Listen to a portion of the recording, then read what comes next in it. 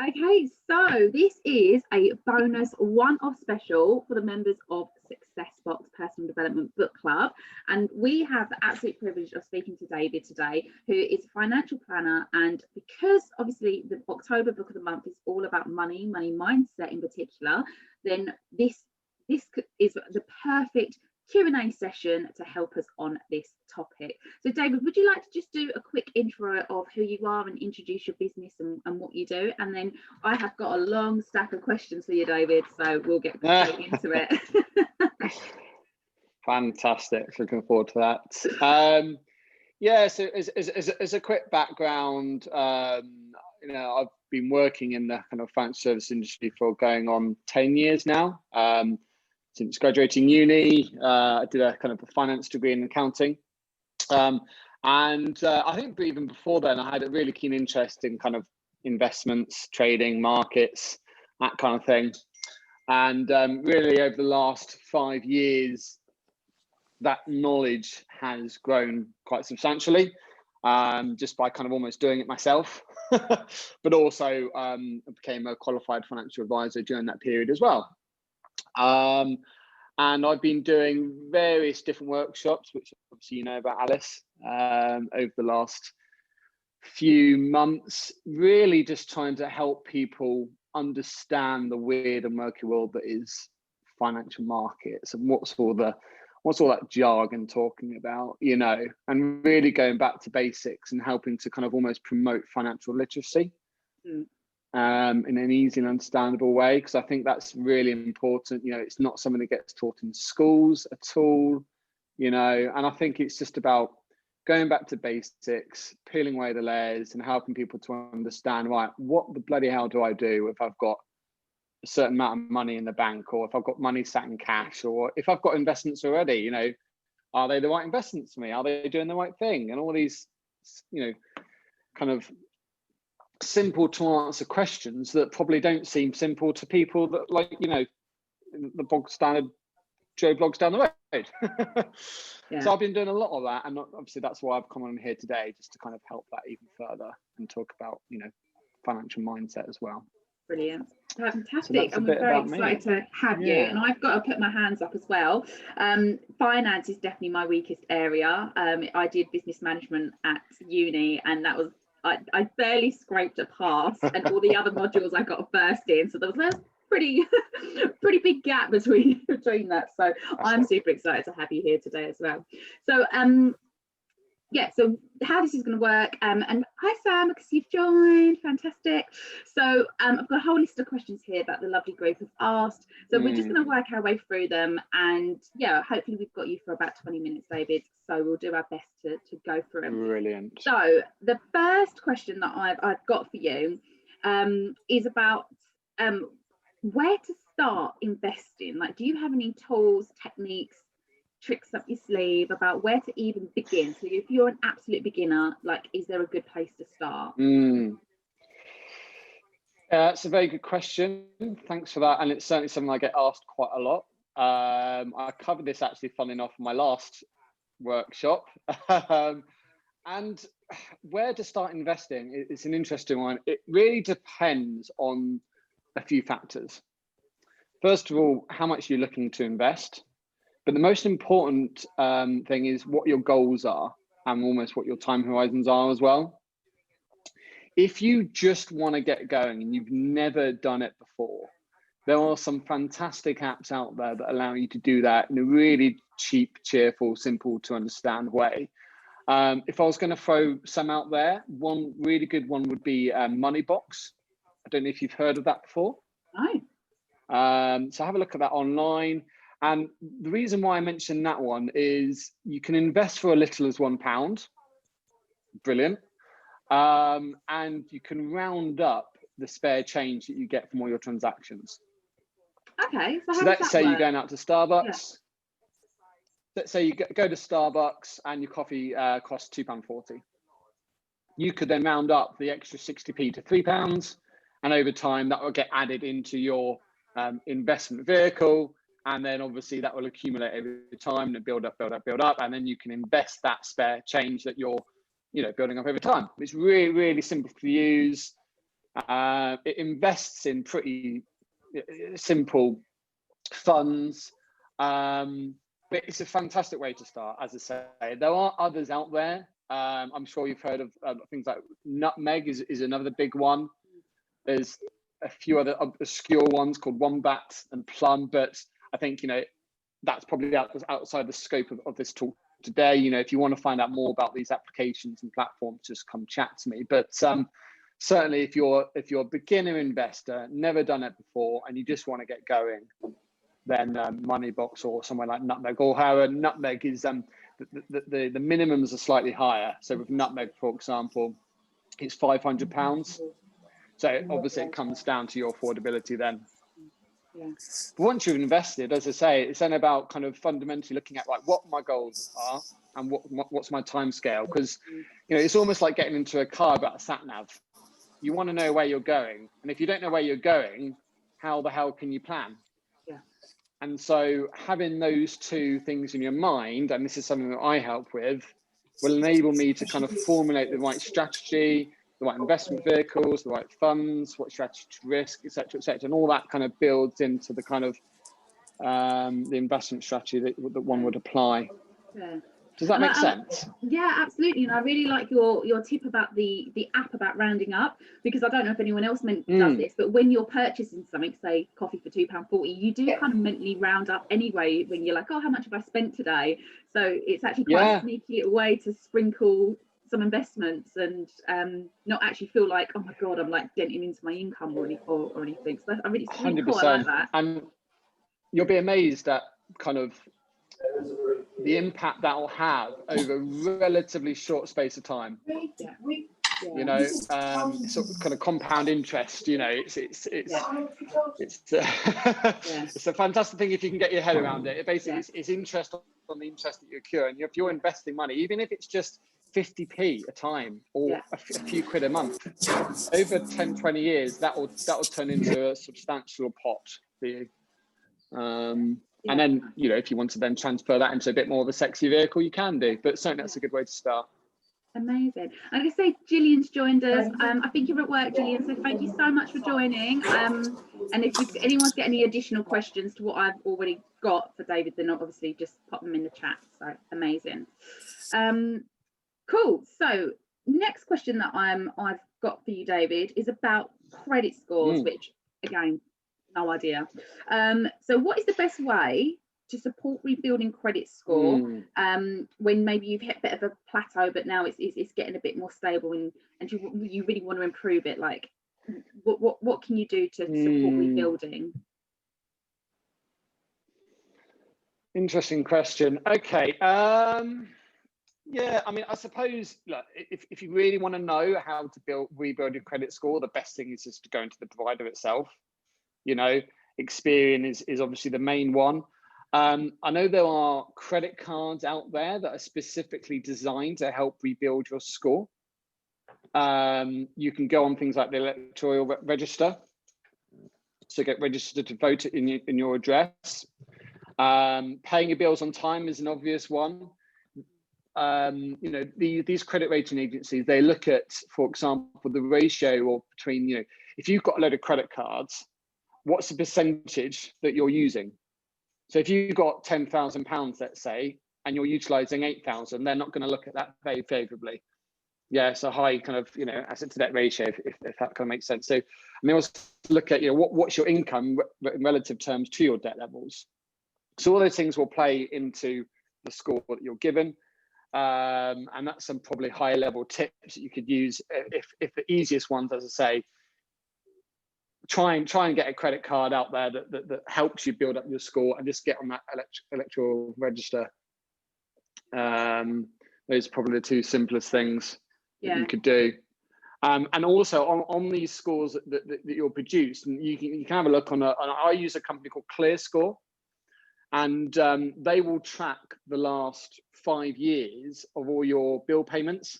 And if you've missed just a single one, that will have a negative impact on your score as well. So in that scenario, it might be worthwhile calling, let's say, ClearScore up and say, look, what is this in relation to? And then if it's a mistake, going to your whoever you're paying that debt to, let's say your mortgage provider or utility provider, and just say, you know, can we rectify this? There's probably some pretty simple ways to start off with, but as I say, the best way is just by calling them directly. Yeah. Okay. I like that. It's simple, best though, isn't it? For your file. Yeah, if you're rebuilding, I think that's important, isn't it? To start simple, don't get too complex too quick. And Sam says that she uses. Sam, you use ClearScore as well. Yeah, it's brilliant. It's free. It's easy to use. I know Expedient, they charge per month. I don't know what it is off the top of my head, but ClearScore does the job. You know, and they email you every month to say you've got updated. Yeah, it's free, and they give you tips and hints on the website. So I highly recommend using them if you haven't already used a provider before. Really easy to get set up. Fantastic. Cool. Okay. Is that all right? Fantastic, thank you. I'm making like little post-it notes to myself, being like, right, I need to get on ClearScore. I need to like add that to the to-do list later. Fantastic. So yeah, this might be a bit left field, David, but and obviously speaking from someone who's just like admitted, like, you know, I don't understand finances. That's not my strong point. Why do you think money is such a sensitive topic? Like, have you like? Because obviously you're comfortable with money, you're very educated in it, you're comfortable with what you're talking about, but I'd say the vast majority of us, and I hope I'm not just speaking for myself, probably aren't so comfortable with it and find it quite a sensitive topic. Sam's giving me the agreement look. So yeah, have you, just your personal view on that, like just out of curiosity?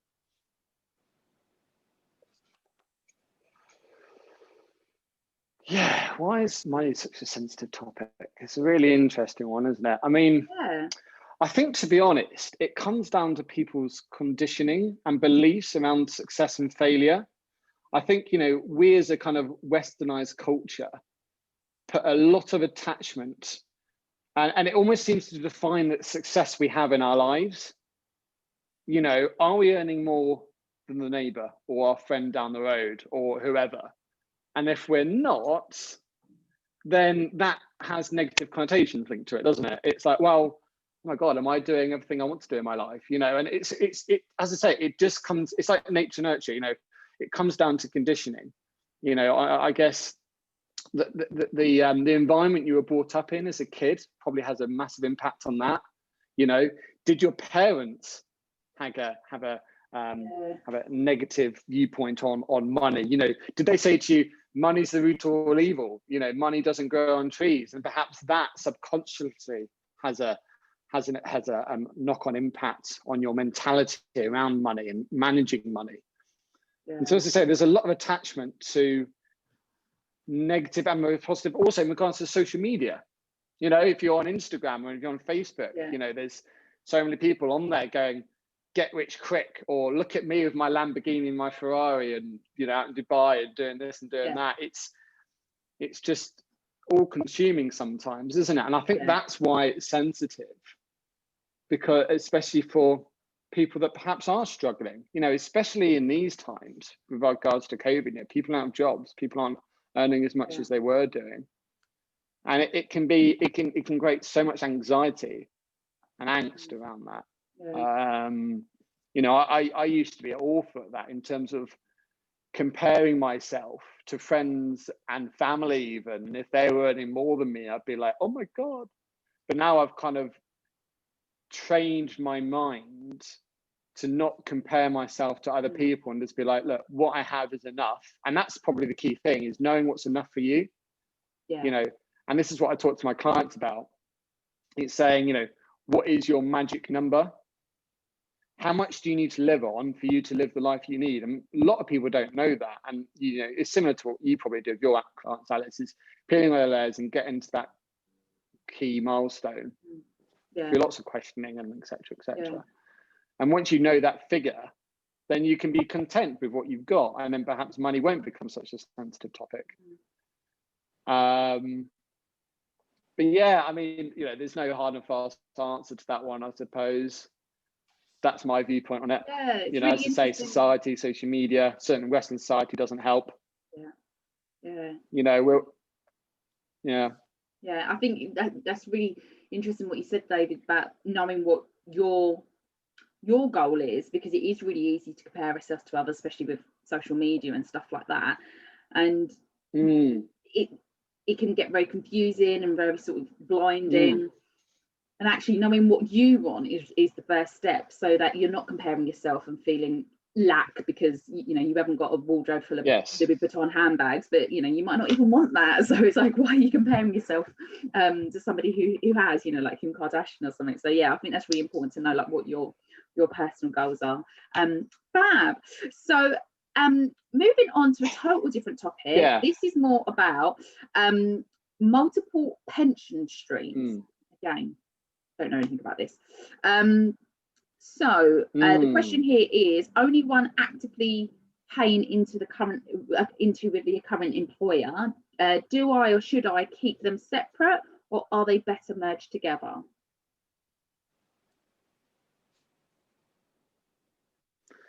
So you're currently, so this lady, she's currently paying into her workplace pension scheme.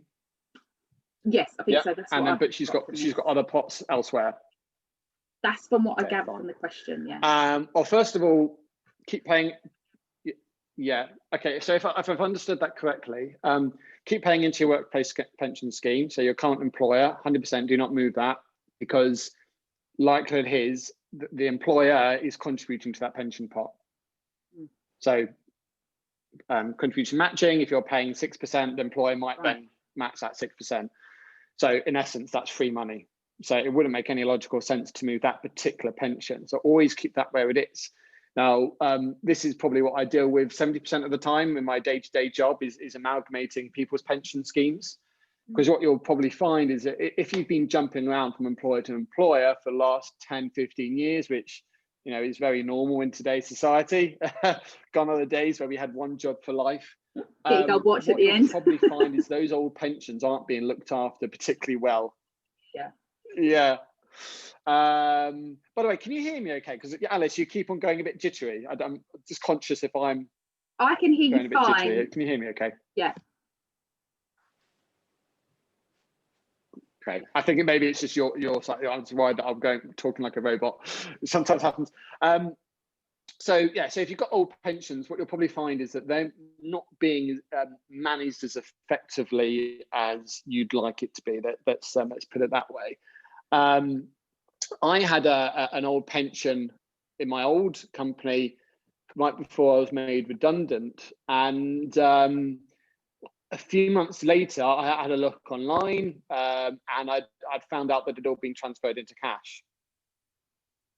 And obviously that's not where you want to be with regards to a pension fund. And so this happens more and more, and either cash or very low yielding pension fund. And realistically, if you're looking at a period of 20, 30 years, you really want to be invested into the markets as heavily as possible. And so by amalgamating them, you can obviously have them all in one place, which is brilliant, because then you can manage it easier, whether or not it's you're doing yourself or someone like myself managing it for you. That saves on admin, not having lots and lots of paperwork and lots of companies to deal with. So that's an obvious advantage.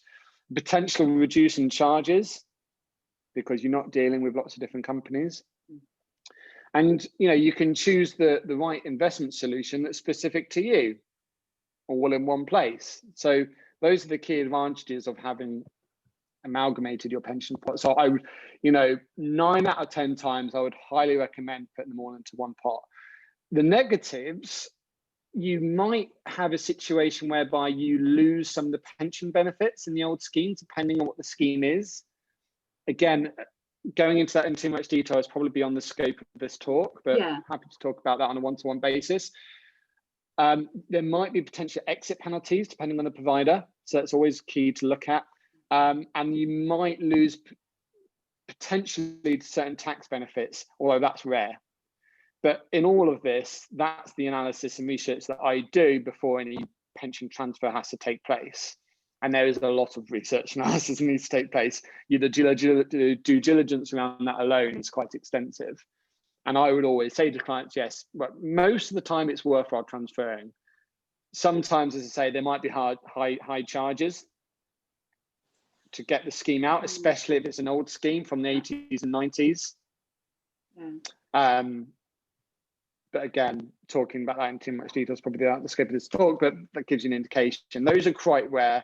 As I say, 9 out of 10 times, it's probably worthwhile amalgamating. Okay, cool. So there's good tips there from you, David, things to think about, because they're probably things that people haven't thought about, like losing out on benefits and stuff like that. So that's really, really helpful. Thank you. Just keeping with that kind of theme of saving and stuff like that. Have you got any tips about saving or getting out of debt, especially if you're trying to do it maybe even at the same time? So I think as well, we get a bit of I certainly know I get a bit of a hang up around debt and the way that I see it, whereas I also know sometimes it's not necessarily a bad thing, like mortgage is debt, but it's also kind of like an investment. So have you got any tips around kind of getting yourself out of debt and saving to do that? You just mentioned an interesting thing there, mortgages. I'm not too sure if this goes to answering your question or not. But there are different types of debt out there.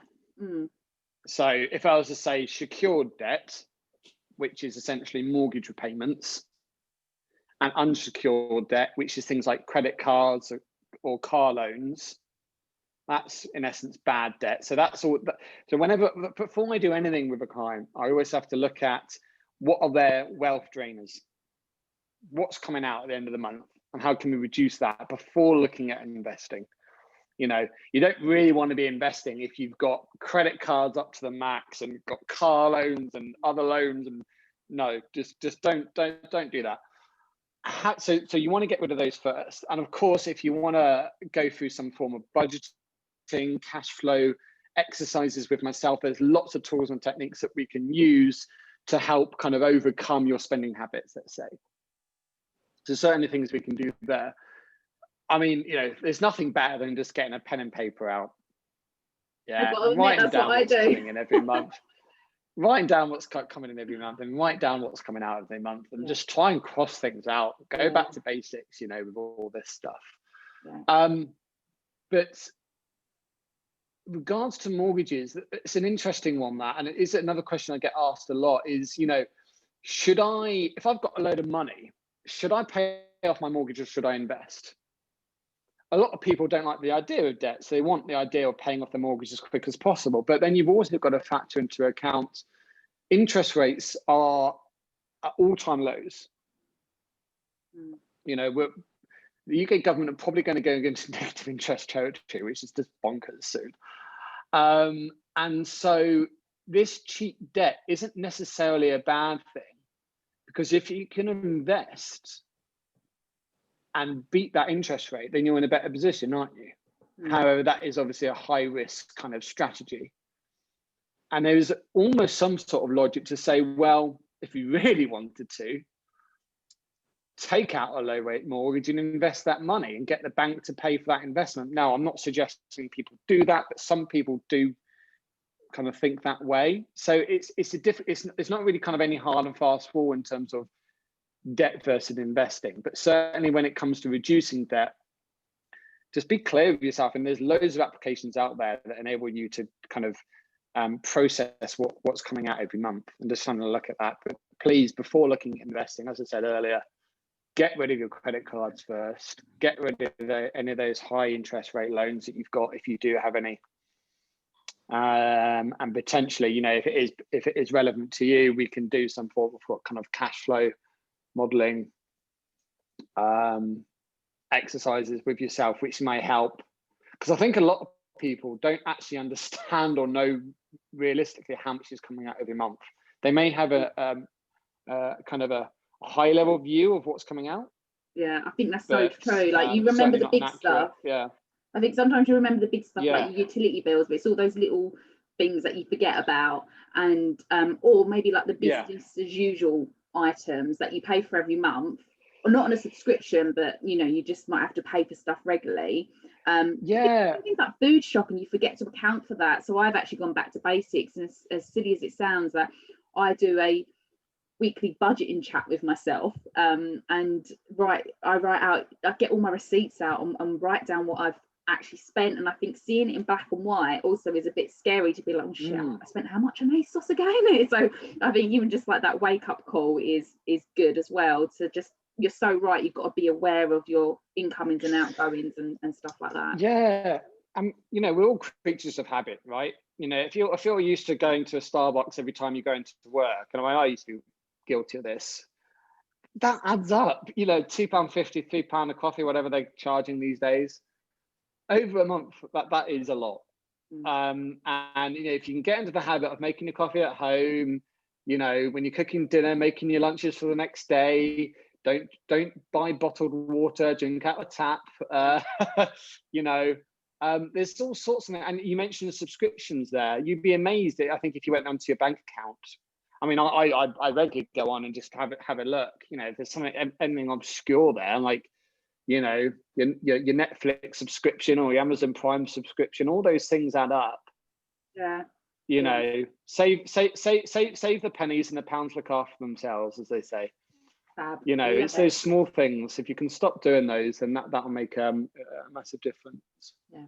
Cool, love it. So I'm just conscious of time. So for Sarah, Samantha and Gillian, who are on the call live, just unmute yourself. Is there any, because I know people submitted questions, but we had a lot. So are there any questions whilst you've got David and, you know, you're here live, so you want to ask? No, I don't think so. I think everything's been covered that I wanted to know. I don't know about anyone else. Cool. Sam? I've been very lucky that a couple of those questions were mine in the first place. So cool. Have you got any other questions? The only other thing, I inherited shares from my dad's estate years ago. They're tiny little pockets of things, but I've never really understood shares and investments. And I mean, it probably, the whole total probably comes to less than £100, but actually the fact that there's 2 or 3 of them out there and I don't really know what they're doing, that could be £100 that could invest itself into £10,000, or it could be worth getting rid of them all. So what do you do when you inherit that and you don't know what to do with it? Go speak to a financial advisor. Funny enough, I thought you'd say that. I know a very good one. Yeah. I'm getting a long list of questions for this financial advisor. No, but in all seriousness, it really depends. You know, do you want to go down the advisory? It's up to you. You know, with £100, you know, there's lots of applications and platforms you can go on and utilize straight away. You know, Hargreaves Lansdown is a fantastic one. I use put them. that £100 in and then just put it with a fund or portfolio. They're really useful, easy to use, do it yourself systems. Some people love it, but some people, because they don't really know what they're doing and it's almost too much information out there, they want a guiding hand. So it's really up to you what you want to do. I mean, certainly I can have a chat with you and see what those stocks and shares are and what you should do with them. And, you know, I can guide your hand on putting them on Hargreaves Lansdown or different. That's just one of them. I'm just picking on Hargreaves Lansdown. I can certainly guide you in the right direction.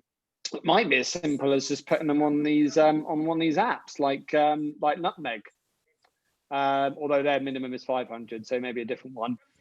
It's up to you really what you want to do. But maybe let's have a chat after this.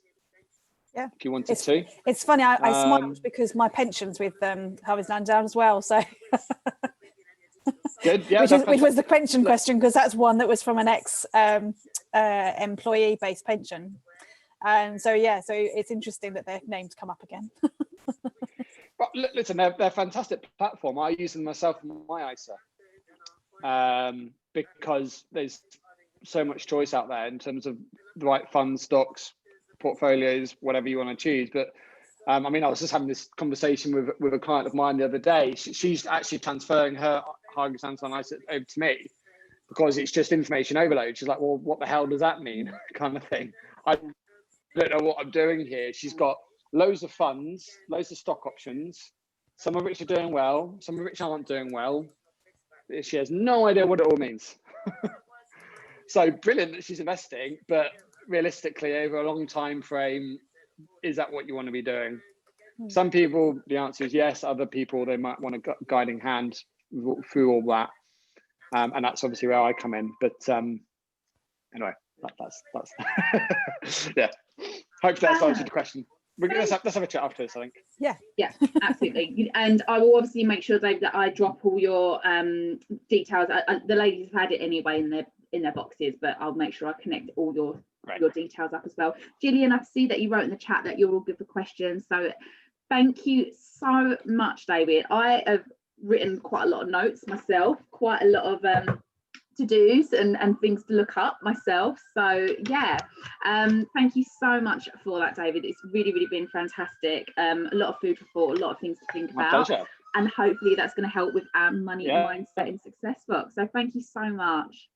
Yeah, thank you, David. Thanks. Brilliant. Thank you very much. Thanks for having me on. Brilliant. Thank you. It's been a pleasure. Cheers, Alice. Bye. Bye. Bye.